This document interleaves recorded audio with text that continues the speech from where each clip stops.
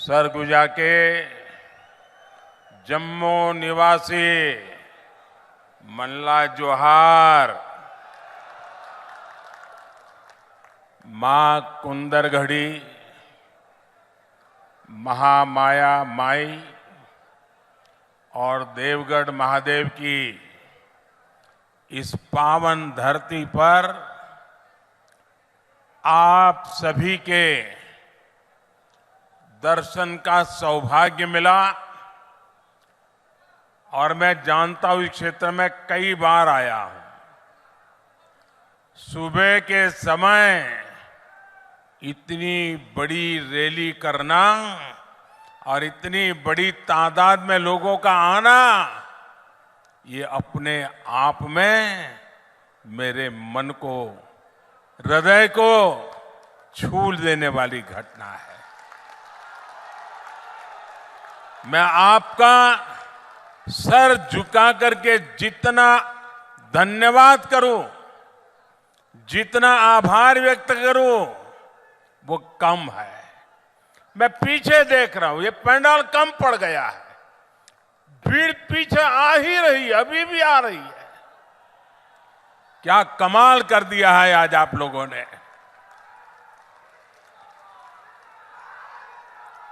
सरगुजा संभाग के दूर सुदूर के क्षेत्रों से आए आप सब हमारे सब साथियों को आशीर्वाद देने आए हैं। हम आपके हृदय से बहुत आभारी हैं। सरगुजा ने दिलीप सिंह जुदेव जी जैसा समर्पित नेतृत्व दिया था। भाजपा का ऐसा ही नेतृत्व रहा है जिसने हमेशा गरीब की, शोषित, वंचित, पिछड़े, आदिवासी समाज की आकांक्षाओं को समझा है। भाजपा ने ही अटल जी के नेतृत्व में आप सभी के साथ मिलकर के छत्तीसगढ़ का निर्माण किया था। याद है ना? याद है कि भूल गए हो? जरा हाथ ऊपर करके बताइए, याद है? ये छत्तीसगढ़ अटल जी ने बनाया था, याद है? और इसलिए आज पूरा छत्तीसगढ़ कह रहा है, भाजपा ने बनाया है, भाजपा ही संवारेगी। आज हर तरफ एक ही गूंज है, भाजपा आवत है। भाजपा, भाजपा, भाजपा। साथियों, आज छत्तीसगढ़ में पहले चरण का चुनाव भी हो रहा है और अब तक जो मुझे खबर मिली है, बड़े उत्साह उमंग के साथ भारी मतदान हो रहा है। सभी मतदाताओं से मेरी अपील है कि बिना डरे, बिना हिचके मतदान अवश्य करें। ये लोकतंत्र का उत्सव है, हर नागरिक का उत्सव है। ये छत्तीसगढ़ के नए भविष्य के निर्माण का उत्सव है।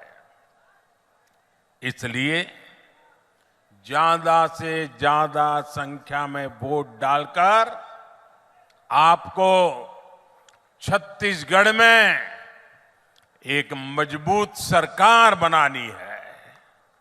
साथियों, भारत में हमारे आदिवासी भाई बहनों की आबादी 9-10 करोड़ के आसपास है,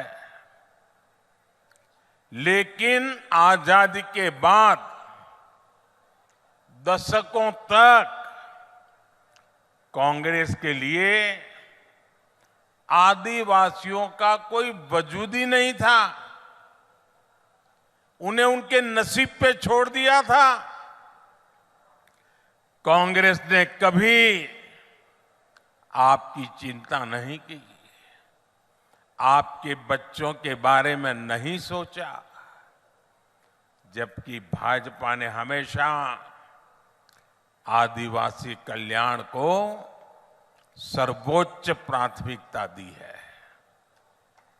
क्या कभी आपने भी सोचा था कि आदिवासी परिवार से निकली, गांव जंगलों में पैदा हुई, गरीब घर में पैदा हुई एक आदिवासी बेटी देश की राष्ट्रपति बनेगी?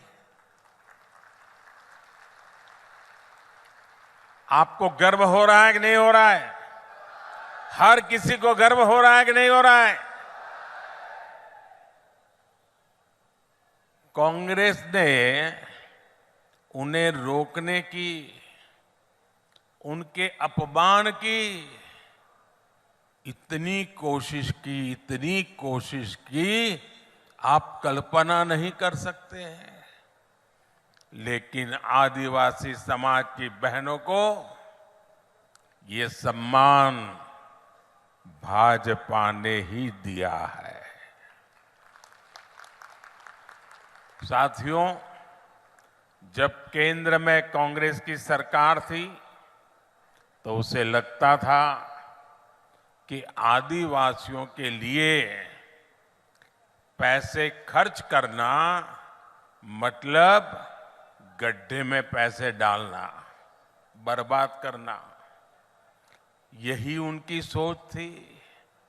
लेकिन भाजपा ने जब भी आदिवासी हितों की बात आई, सरकार का खजाना खोल दिया, तिजोरी खोल दी। दोस्तों, भाजपा ने आदिवासी समाज के लिए केंद्र सरकार का बजट, ये याद रखना भाइयों, याद रखोगे? ऐसे नहीं हाथ ऊपर करके बताइए, याद रखोगे? पक्का रखोगे? आपने मुझे जो काम करने का मौका दिया ना, इस सेवा काल है मेरे लिए, तो सत्ता काल नहीं है। मैं सत्ता में विश्वास नहीं करता, मैं तो सेवा करने के लिए ही पैदा हुआ हूं और आपने मुझे सेवा का ही काम दिया है। आदिवासी समाज के लिए केंद्र सरकार का बजट 5 गुना बढ़ा दिया, 5 गुना। आप खुश हैं? आप खुश हैं? आपको संतोष हुआ? ये मोदी का काम है। आपके बच्चों की पढ़ाई अच्छी हो, इसलिए आदिवासी क्षेत्रों में 500 नए एकलव्य मॉडल स्कूल बनाए जा रहे हैं। अब आप देखिए, हमारे यहां गांव-गांव में अंग्रेजी वाली स्कूल तो है नहीं। गरीब का बच्चा अंग्रेजी स्कूल में जा नहीं सकता। और ये कांग्रेस के लोगों ने ऐसे नियम बनाए थे कि गरीब का बच्चा अगर अपने गांव की भाषा में पढ़ा है, अपने आदिवासी की भाषा में पढ़ा है, अपने राज्य की भाषा में पढ़ा है, तो वो बच्चा कभी डॉक्टर नहीं बन सकता था, इंजीनियर नहीं बन सकता था। क्योंकि डॉक्टर बनना है, इंजीनियर बनना है, तो आपको अंग्रेजी आनी जरूरी है। देश आजाद हो गया, लेकिन इनके दिमाग में से अंग्रेजी का भूत नहीं गया।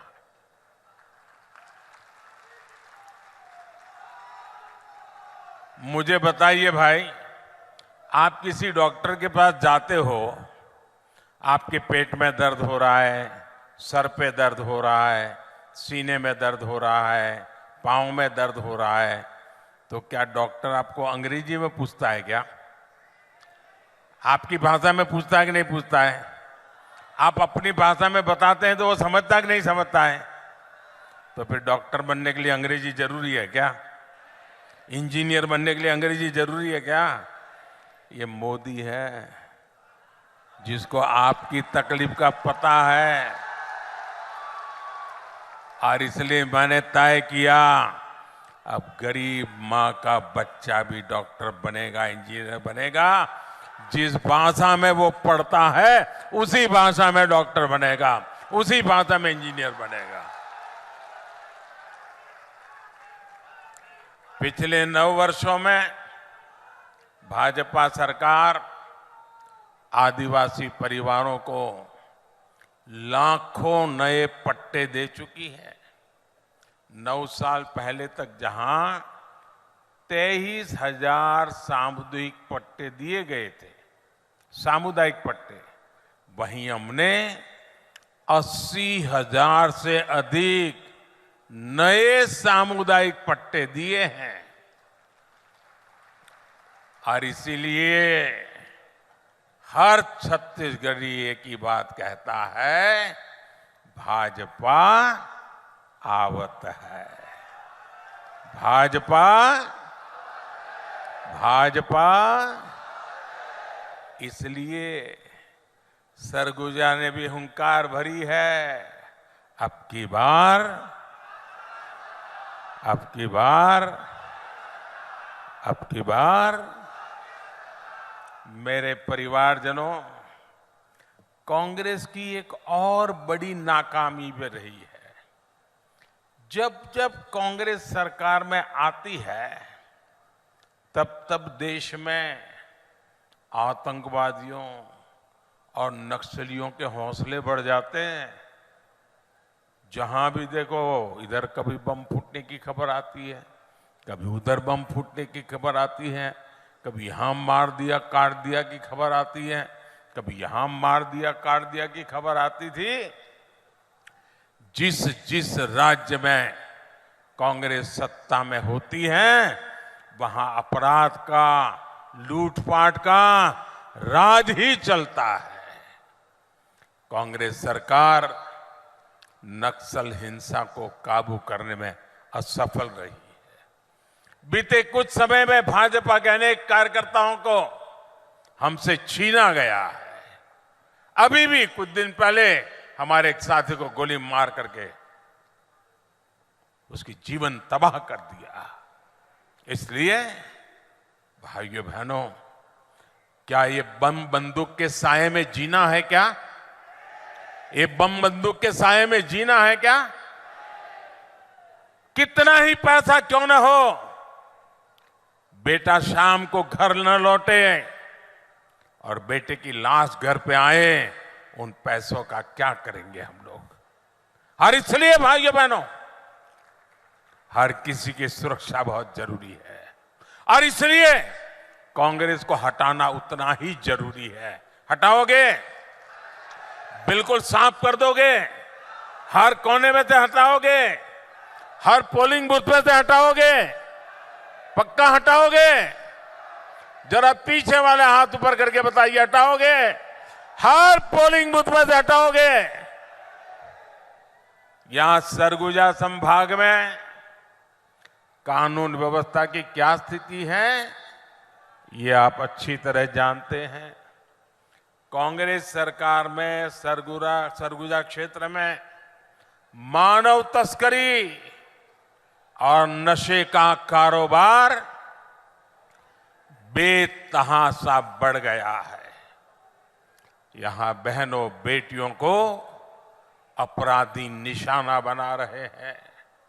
हमारे आदिवासी परिवारों की, गरीब परिवारों की अनेक बच्चियां गायब हुई हैं। बेटियां कहां गई, इसका कांग्रेस के नेताओं के पास कोई जवाब नहीं है। यहां कांग्रेस द्वारा वोट के लिए अवैध घुसपैठियों को बढ़ावा दिया जा रहा है, आदिवासियों की जमीन छीनी जा रही है। कांग्रेस की तुष्टीकरण की नीति के कारण यहां तीज त्योहार मनाना तक मुश्किल हो गया है। इसलिए पूरे सरगुजा से एक ही आवाज आ रही है, बच्चा बच्चा एक ही बात बोल रहा है, माता बहनें एक ही बात बोल रहे हैं, गांव हो या शहर हो, हर कोई एक ही बात कह रहा है, औ नहीं सही वो, औ नहीं सही वो, औ नहीं सही वो, औ नहीं सही वो, बदल के रही वो। मेरे परिवारजनों, कांग्रेस ने दशकों तक दिल्ली में सरकार चलाई है। देश के कोने कोने में उन्हीं का राज था। पंचायत से लेकर के पार्लियामेंट तक कांग्रेस के सिवाय किसी का झंडा ही नहीं था। लेकिन कांग्रेस ने हमेशा गरीबों को सिर्फ झूठे नारे दिए। अगर आज मेरे 10 साल के सेवा काल में इतना काम हो सकता है, तो उनको तो 5-5, 6-6 दशक मिले थे, वो कर सकते थे कि नहीं कर सकते थे? लेकिन उनको अपने जेब भरना, घर भरने के सिवा कोई काम ही नहीं था। 5 दशक से कांग्रेस बोल रही है कि गरीबी हटाएंगे। 50 साल से क्या बोल रहे हैं? गरीबी हटाएंगे। तो फिर कब तक ये गाना गाते रहोगे? कहीं से तो हटाओ। गरीबी हटाएंगे कहते कहते कांग्रेस के नेता खुद हर साल और अमीर होते जा रहे हैं। पहले साइकिल पे चलते थे, अब बड़ी बड़ी गाड़ियां लेकर के घूम रहे हैं। जब ये भाजपा सरकार है जो गरीबी हटाने के लिए पूरी ईमानदारी से काम कर रही है। आपका ये मोदी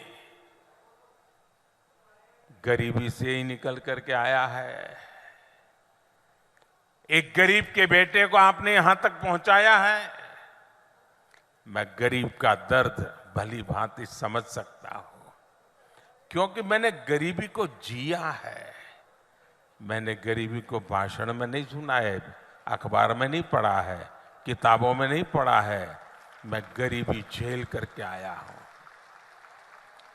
जब कोरोना का संकट आया तो सारी दुनिया मौत से मुकाबला कर रही थी। दुनिया का कोई देश नहीं था जो लोग जिंदगी बचाने के लिए जूझते न हो। सारा दुनिया का जीवन ठप हो गया था। हमारा देश भी बचा नहीं था। और तब जाकर के मैंने तय किया था, मुसीबत बहुत बड़ी है, दिन रात दौड़ूंगा, जागूंगा, मेरे देश को बचाऊंगा, मेरे देश के लोगों को बचाऊंगा। याद कीजिए वो संकट के दिन, याद कीजिए अपने रिश्तेदार भी घर तक आने के लिए हिम्मत नहीं करते थे। उस समय ये मोदी दिन रात आपके लिए दौड़ता था, काम करता था। मैं सोचता था बाहर कारोबार नहीं है, लोग घर के बाहर जा नहीं पा रहे हैं, मेरे आदिवासी बच्चों का क्या होगा, मेरे गरीब बच्चों का क्या होगा? क्या मेरे देश में मेरा गरीब का बच्चा भूखा सो जाएगा? मेरे आदिवासी का बेटा बेटी भूखे सो जाएंगे? मैंने उसी दिन तय कर लिया था, सरकार के भंडार खोल दूंगा, लेकिन गरीब का चूल्हा बुझने नहीं दूंगा। अनाज के भंडार खोल दिए थे। इतना लंबा समय हो गया, आज भी गरीब को मुफ्त राशन मिल रहा है। 80 करोड़ गरीबों को मुफ्त राशन मिल रहा है ताकि उनका चूल्हा जलता रहे। भाइयों बहनों, मुझे मेरे देशवासियों ने इतने आशीर्वाद दिए और जब गरीब के पेट में अन्न जाता है ना, गरीब का बच्चा जब भूखा नहीं सोता है ना, तो उसके आशीर्वाद हमारी जमीन पर भी नजर आते हैं, हमारी फसल में भी नजर आते हैं और हमारा किसान भी पैदावार ज्यादा करता है। और इसलिए मोदी ने एक बहुत बड़ा फैसला किया है, मैंने निश्चय कर लिया है और ये मोदी की गारंटी है। ये योजना यूं तो दिसंबर में पूरी होने वाली थी। 80 करोड़ परिवारों को जो आज अनाज मिलता है वो दिसंबर में पूरा हो जाने वाला था, लेकिन ये आपका बेटा आपके लिए ही जीता है और इसलिए हमने तय किया है आने वाले 5 वर्ष के लिए उन सभी परिवारों को मुफ्त में राशन मिलेगा। आपके मोबाइल की लाइट चालू करके गरीबों के कल्याण के लिए आपके मोबाइल फोन की फ्लैश लाइट चालू कीजिए। गरीबों के कल्याण के लिए आपके मोबाइल की फ्लैश लाइट चालू करिए। सब लोग अपना मोबाइल निकालिए। ये गरीबों के कल्याण का निर्णय है। ये गरीबों के बच्चों को रात को खाना पिया न सो जाए इसके लिए निर्णय है। आप अपना लाइट चालू करके इसका समर्थन कीजिए। ये गरीबों की भलाई के लिए हुआ काम है। भाइयों बहनों, आपका ये प्यार और ये गरीबों के लिए आपका प्यार, ये आपका गरीबों के लिए प्यार है, मेरे आदिवासी बच्चों के लिए प्यार है। आपका ये समर्थन, यही मेरी ताकत है। भाइयों बहनों, बोलो मेरे साथ भारत माता की, मेरे साथ बोलो भारत माता की। हमारे देश में अब किसी गरीब का बच्चा भूखा नहीं रहेगा, कोई मां बहन बेटी भूखी नहीं सोएगी। मेरे परिवारजनों, भाजपा सरकार जो कहती है वो करके दिखाती है। भाजपा ने कहा था हर गरीब को 5 लाख रुपए तक के मुफ्त इलाज की सुविधा देंगे।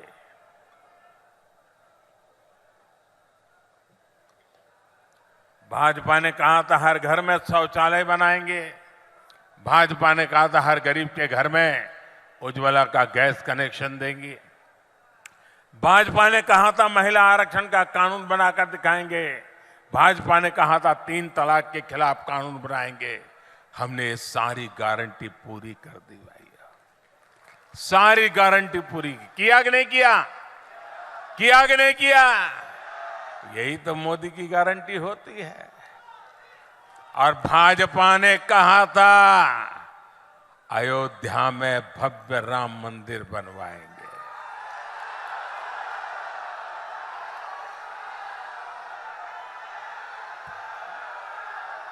और ये मोदी है, अयोध्या में भव्य राम मंदिर भी बनता है और 4 करोड़ गरीबों का घर भी बनता है।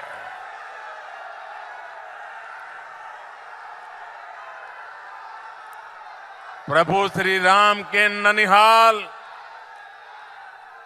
ये तो प्रभु श्री राम का ननिहाल है और आपके लिए तो ये कई गुना अधिक खुशी का पल है। और मुझे पक्का विश्वास है इस बार प्रभु राम जी का ननिहाल भी मोदी को भरपूर आशीर्वाद देगा। साथियों, मोदी ने गरीब, दलित, पिछड़े और आदिवासी परिवारों को उनका पक्का घर देने की गारंटी दी है। देश में 4 करोड़ से अधिक परिवारों को इस गारंटी का फायदा मिल चुका है।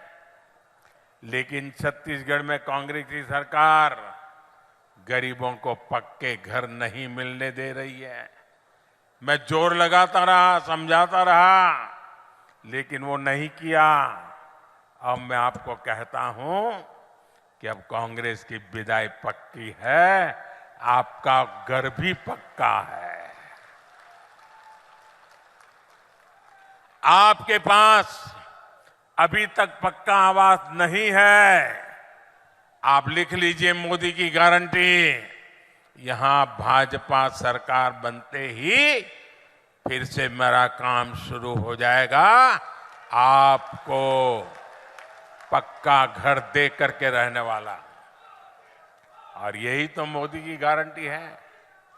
विशेष रूप से मैं अपनी बहनों बेटियों को बताना चाहता हूं, ये घर बनता है लाखों रुपयों का, लेकिन अब पहले हमें मालूम हमारे समाज में कैसी व्यवस्था थी। घर है तो पिता के नाम पे या पति के नाम पे, दुकान है तो पति के नाम पे या बेटे के नाम पर, खेत है तो पति के नाम पे या बेटे के नाम पर, गाड़ी लाए तो पति के नाम पर, बेटी के नाम पर कुछ नहीं, महिला के नाम पर कुछ है ही नहीं। सब कुछ या तो पति के नाम पर या तो बेटे के नाम पर। ये मोदी ने तय किया, अब जो घर देगा ना सरकार, माताओं बहनों के नाम दिया जाएगा। मालिक मेरी माताएं बहनें बनेगी। अब आप महिलाओं के नाम पर भी कोई संपत्ति होगी, अब आप महिलाएं भी लखपति होगी, अपने घर की मालकिन होगी। और जब ऐसा ट्रैक रिकॉर्ड हो तभी लोग कहते हैं मोदी की गारंटी यानी हर गारंटी पूरा होने की गारंटी। तभी छत्तीसगढ़ का भरोसा होता है, भाजपा ने बनाया है, भाजपा ही संवारेगी। साथियों, एक तरफ भाजपा का संकल्प पत्र है तो दूसरी तरफ कांग्रेस का झूठ का कारोबार। आप सभी को कांग्रेस ने विश्वासघात के सिवाय कुछ नहीं दिया है। कांग्रेस ने छत्तीसगढ़ के युवाओं को क्या क्या सपने दिखाए थे और दिया क्या? उन्होंने महादेव के नाम पर भी घोटाला कर दिया। महादेव के नाम पर महादेव सट्टेबाजी घोटाले की चर्चा आज देश और विदेश में हो रही है। कांग्रेस ने अपनी तिजोरी भरने के लिए आपके बच्चों से सट्टेबाजी करवाई है। क्या इनको माफ करेंगे क्या आप? आपके बच्चों को बर्बाद करने वाला काम ऐसे लोगों को माफ करोगे आप? और ये सब किसके इशारे पर हुआ? किसके इशारे पर हुआ? किसके इशारे पर हुआ? उनको सजा मिलनी चाहिए कि नहीं मिलनी चाहिए? पहले सजा आप दोगे कि नहीं दोगे? कमल के निशान पर बटन दबा करके कड़ी से कड़ी सजा ऐसे लोगों को करनी है भाइयों। मुख्यमंत्री कार्यालय यहां सट्टेबाजों का अड्डा कैसे बना हुआ था? और ये कक्का आपका, सब लोग तो कहते हैं 30% कक्का, 30% कक्का, खुलेआम सट्टा। ये 30% कक्का खुलेआम सट्टा चला रहे थे। आज यहां के मुख्यमंत्री के करीबी जेल में बंद है। छापों में नोटों के बड़े बड़े ढेर मिल रहे हैं जी, सबूत के साथ करोड़ों रुपए पकड़े जा रहे हैं। जो घोटाले का सबसे बड़ा आरोपी है वो टीवी पर आकर कह रहा है कि उसने मुख्यमंत्री को 500 करोड़ रुपए से ज्यादा रिश्वत दी है। अब आपको सबूत की जरूरत है क्या? देने वाला खुद कह रहा है रुपये मिल रहे हैं और फिर भी आपसे वो वोट मांग रहे हैं। शर्म नाम की चीज नहीं है इनको। इनको साफ करना पड़ेगा भाइयों, साफ करना पड़ेगा। करोगे? हर पोलिंग बूथ में से सफाई करनी पड़ेगी, क्योंकि ऐसे आरोपों से घिरे मुख्यमंत्री को एक दिन भी सीएम की कुर्सी पर नहीं रहना चाहिए। आज आप देख रहे हैं कि यहां के मुख्यमंत्री उन पर लगे आरोपों के बाद कांग्रेस के बड़े बड़े दिग्गजों ने भी उनसे किनारा कर लिया है। ये आरोप इतने गंभीर है, सबूत इतने सटीक है कि कांग्रेस से अपने मुख्यमंत्री का बचाव करना भी मुश्किल हो गया है। हो सकता है आज जब मैंने कहा तो हो सकता है कांग्रेस के नेता कुछ उनके बचाव में दो चार आधी अधूरी बात बोल करके खाना पूर्ति कर लें, लेकिन कांग्रेस का एक नेता इनकी पापों के पक्ष में एक शब्द बोल नहीं रहा है जी। सब चुप हो गए क्योंकि उनको मालूम है कि इन्होंने अपने और अपने बच्चों की भलाई के लिए पूरी कांग्रेस पार्टी को डुबो दिया। लेकिन मैं आपको विश्वास दिलाता हूं, आपको मेरे विश्वास पे भरोसा है? आपको भरोसा है? आपको मैं गारंटी देता हूं, महादेव सट्टेबाजी घोटाले में भाजपा दूध का दूध और पानी का पानी करके रहेगी। कोई कितना ही बड़ा नाम क्यों ना हो, कितना ही चमरबंदी क्यों ना हो, आपके बच्चों को बर्बाद करने वाले ऐसे लोगों को जेल जाकर के जिंदगी पूरी करनी पड़ेगी। आपके बच्चों के साथ खेला गया है। मेरे परिवारजनों, कांग्रेस के नेताओं को कभी आपके बेटे बेटियों की, आने वाली पीढ़ियों की परवाह नहीं रही है।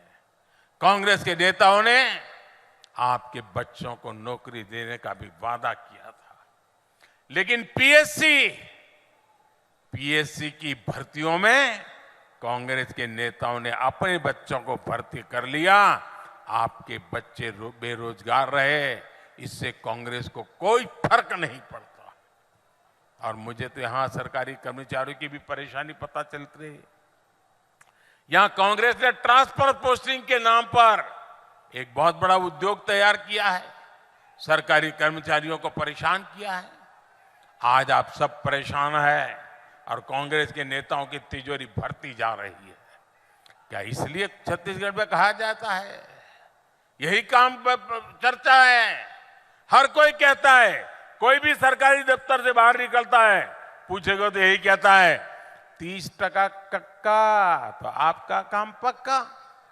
ये एजेंट यही कह रहे हैं भाई, पहला 30% कक्का, आप देखिए फिर काम पक्का। मेरे परिवारजनों, कांग्रेस ने तो यहां के किसानों को भी झूठ के कुचक्र में फंसा कर रखा है। कांग्रेस वाले दावा करता है कि इन्होंने छत्तीसगढ़ के किसानों का कर्ज माफ किया है, लेकिन सच्चाई यही है कि इसमें भी कांग्रेस ने घोटाला किया है। ये भाजपा है जो किसानों के छोटे छोटे खर्चों का भी ध्यान रखता है। पीएम किसान सम्मान निधि से छत्तीसगढ़ के लगभग 40 लाख किसानों के बैंक अकाउंट में हमने सीधे पैसा भेजा है। यहां सूरजपुर जिले के भी 1.25 लाख से ज्यादा किसानों के बैंक खातों में 250 करोड़ रुपए से ज्यादा भेजे गए हैं।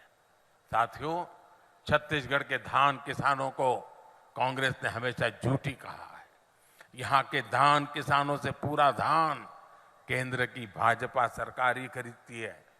हमने 1 लाख करोड़ रुपए से ज्यादा यहां के किसानों को दिया है। और अब छत्तीसगढ़ भाजपा ने धान किसानों के लिए जो संकल्प लिया है, उससे आपको कांग्रेस की तुलना में कहीं अधिक पैसा मिलेगा। मक्का किसानों, कोदो कुटकी, दलहन तिलहन किसानों को भी भाजपा और अधिक लाभ देगी।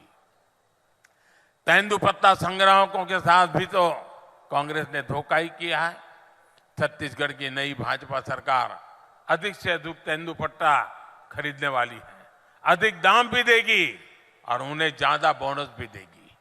मेरे परिवारजनों, सूरजपुर का ये पूरा इलाका खनिजों के लिए, कोयले के लिए जाना जाता है। कांग्रेस की सरकार ने आपके कोयले में भी घोटाला कर दिया। कांग्रेस ने डिस्ट्रिक्ट मिनरल फंड में भी घोटाला किया।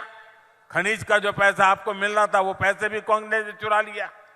लेकिन भाजपा इस कोयला क्षेत्र के विकास के लिए समर्पित है। जहां कोयले के भंडार समाप्त हो गए, उन खदानों के लिए भाजपा सरकार ने एक योजना बनाई है। कोयला रहित भूमि पर बड़े पैमाने पर पेड़ लगाए जा रहे हैं। सूरजपुर जिले में भी केनापारा को इको पर्यटन स्थल के रूप में विकसित किया जा रहा है। यहां भटगांव में सौर ऊर्जा पार्क पर भी तेजी से काम चल रहा है। इससे यहां रोजगार के नए अवसर पैदा होंगे। 3 दिसंबर को जैसे ही कांग्रेस सरकार जाएगी, वैसे ही यहां विकास की गति और तेज की जाएगी। यहां नए प्रोजेक्ट आएंगे, यहां का औद्योगिक विकास तेज किया जाएगा। भाजपा में सरगुजा संभाग में आधुनिक अस्पतालों के निर्माण पर भी बल दिया जाएगा। तब आपको बीमारी की स्थिति में इलाज के लिए दूर बनारस या रायपुर तक नहीं जाना पड़ेगा। साथियों, भाजपा सबका साथ, सबका विकास पर भरोसा करती है। इसलिए छत्तीसगढ़ भाजपा पर भरोसा कर रहा है। सरगुजा की हर सीट पर, हर बूथ पर कमल खिलना चाहिए। खिलेगा? खिलेगा? गांव-गांव जाएंगे, हर बूथ में जाएंगे। ऐसा तो नहीं ना बस मोदी जी आ गए, कार्यक्रम शानदार हो गया, चलो सो जाओ, ऐसा नहीं करेंगे ना। पक्का काम करेंगे, घर घर जाएंगे, हर पोलिंग बूथ को जिताएंगे। जरा हाथ ऊपर करके वादा करो, करेंगे? पक्का करोगे? अच्छा, ये तो आप भाजपा का काम करोगे, मेरा काम करोगे? मेरा खुद का काम। क्यों ठंडे हो गए भाई? भाजपा का तो करोगे, मोदी का नहीं करोगे? जरा हाथ ऊपर करके बताइए, करोगे? पक्का करोगे? ये मेरा काम है, लेकिन करना पड़ेगा। देखिए, आप यहां से जाने के बाद अपने गांव जाएं, लोगों के घरों में जाएं और उनको कहना कि हमारे मोदी जी अपने सरगुजा इलाके में आए थे और मोदी जी ने आपको जोहार कहा है।